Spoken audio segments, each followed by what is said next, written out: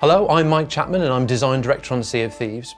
So our goal with Sea of Thieves was to not only create this rich pirate fantasy world that you could come and have these wonderful adventures with your friends, we've also put some time into the lore of the world, why the world is the way it is and what it means to the characters in it. So the thinking behind the world is that the Sea of Thieves is this rumour.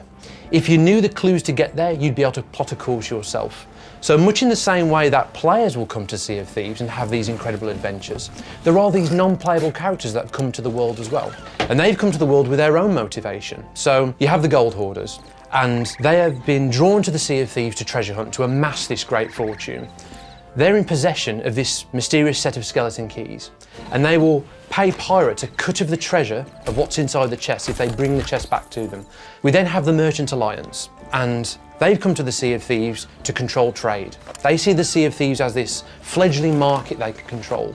And the Order of Souls have come to control this ancient and mysterious magic of the world for themselves. They will pay pirates to become bounty hunters, to go and take on these challenges and bring back the skulls of these skeleton crews and captains, because in the lore of the world, they've had their own adventures. They've come to the Sea of Thieves with their own motivation, they've made their legend, they've buried their treasure, and by taking the skulls back through the Order of Souls, the Order can release the magic inside. These are the magical cartographers of the world. They create the maps. That's why there's a connection between the riddle ink you see on the riddle maps and the characters of the Order of Souls. So the idea is that Sea of Thieves as a place is rich with history. You might be exploring in a cave on Devil's Ridge and see these mysterious cave paintings that hint at what's come before.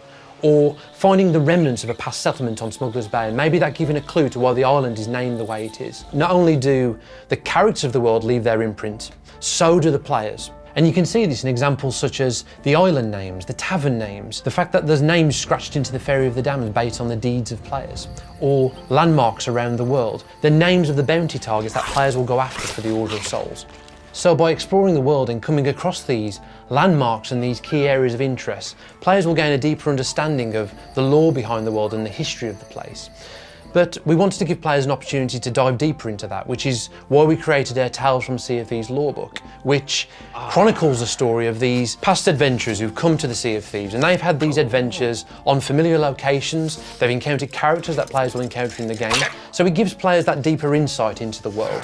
But while it was important for us to ensure that the world had this sense of history, it had this backstory, we didn't want to make it seem that our players have turned up too late, that they've missed the best bits, they've missed the best adventures. All of that is still to come. So when players come into the game at launch, they're on this journey to become a pirate legend. And we wanted legend to mean something profound in the world, to have true meaning between players. So the golden age of piracy is yet to come to the Sea of Thieves, and players are going to play a key role in that.